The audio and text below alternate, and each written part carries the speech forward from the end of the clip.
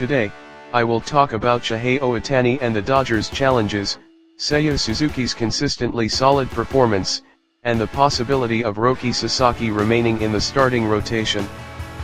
First is the news about Shohei Ohtani and the Dodgers. On August 4, Japan time, Shohei Ohtani of the Dodgers played as the number 1 hitter and designated hitter in an away game against the Cubs. Although he performed well with 2 hits, the team lost 5-10.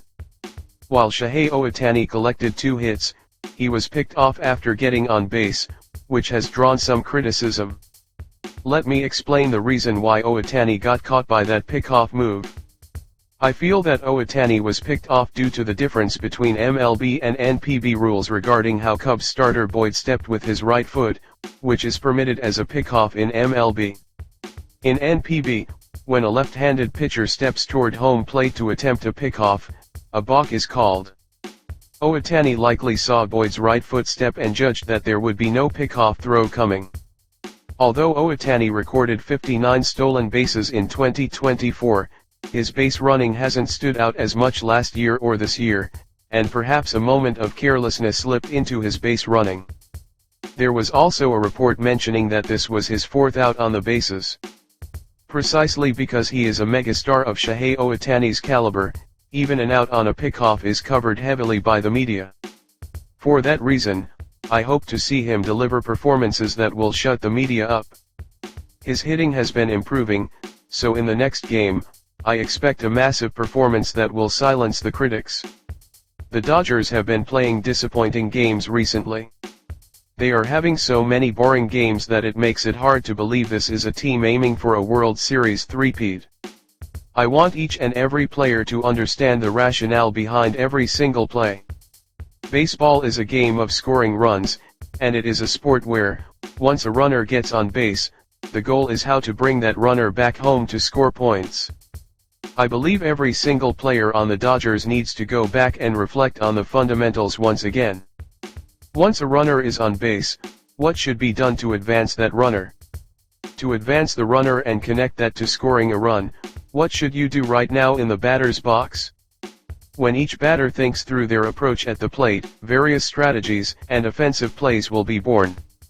I think the Dodgers need to relearn the fundamentals of baseball. Also, there is one more topic regarding the Dodgers, and this was wonderful news. Right before the trade deadline, the Dodgers acquired both catchers Ben Rortvedt and Hunter Feduccia. Although Ben Rortvedt was designated for assignment twice in the past, he contributed to the Dodgers' back-to-back World Series championships last season and showed fantastic chemistry working as Yoshinobu Yamamoto's battery partner. Rushing is still very young, and when he gets emotional, he would vent his anger on equipment or shout abusive language at players on other teams, demonstrating behavior unacceptable for a Dodgers catcher, which made me think about whether there was a catcher who could complement Smith and mesh well with the Dodgers pitching staff. The first name that came to my mind was Rortvedt, but since he had been designated for assignment twice, I had half given up, thinking he might not want to come back to the Dodgers. However, I am truly delighted that Rortvedt is making his return to the Dodgers this time. Having Rortvedt back, who understands the characteristics of the Dodgers pitching staff and maintains great relationships with them, is a huge positive as we head into the intense battles of the upcoming postseason. I express my deepest respect to Rortvedt for returning to the Dodgers despite having been designated for assignment twice. Next is the news about Seiya Suzuki. The Cubs defeated the Dodgers convincingly in the game on August 4, Japan time, and Seiya Suzuki was in the starting lineup as the number 2 right fielder. In his first at-bat, Suzuki hit a 2-run home run, his 19th of the season, bringing the team within 1 run. He drove a high 94.4 miles per hour fastball from Dodgers starter Wrobleski powerfully on a line drive into the left field stands. He demonstrated the kind of hitting typical of Seiya Suzuki, who is exceptionally strong against fastballs. Since he is so strong against fastballs that he can even turn Mizorowski's fastballs into home runs, Wrobleski's fastball was probably no trouble for him at all. It was a splendid home run. Recently, Suzuki's contact consistency has improved, and he leaves the impression of always contributing. I hope he continues this momentum and keeps delivering performances that contribute to the team's victories over and over again. Finally, the topic of Roki Sasaki.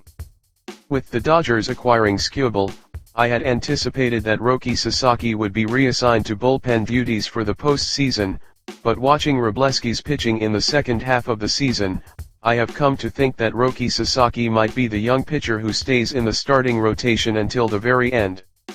Due to his youth, Wroblewski was noticeably relying on raw power and momentum to overpower opposing batters. In the first half of the season, that momentum-driven pitching worked well, and he showed impressive performances, but in the second half of the season, we are no longer seeing that consistent mound presence from Wroblewski that he had earlier in the year. Even when his team gives him an early lead, he gives up runs immediately afterward, making the rhythm of the game unstable. Baseball is a game of momentum, and holding the opponent scoreless in the half inning immediately after your team scores a run is the key to getting closer to victory. I feel that recent Wroblewski has not been able to achieve this. Furthermore, his pitching strategy is very plain and simple, giving the impression that he believes he can somehow get by simply by throwing powerful pitches.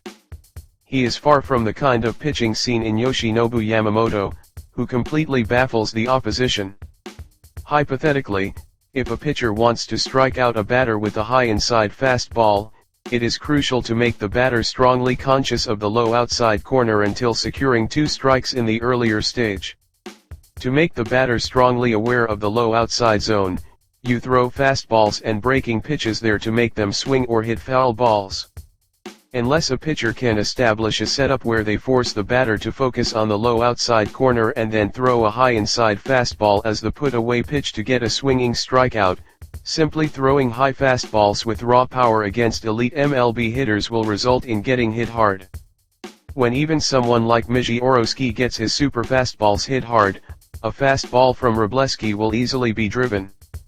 That is precisely why pitching tactics and pitch sequencing are necessary. Unless Wroblewski understands this and becomes capable of displaying it on the mound, he will not grow to the point where the team can entrust him with the mound in crucial high-stakes games. In this way, Wroblewski still has many challenges to overcome, and with Sheehan being optioned to the minors, the possibility has emerged that Roki Sasaki will be the one among the young pitchers to remain in the starting rotation until the end. Sasaki also has many areas to work on and still shows some instability, but every time he takes the mound, we can see him growing step by step, so I hope he continues his string of solid outings from the second half of the season and keeps up the good work.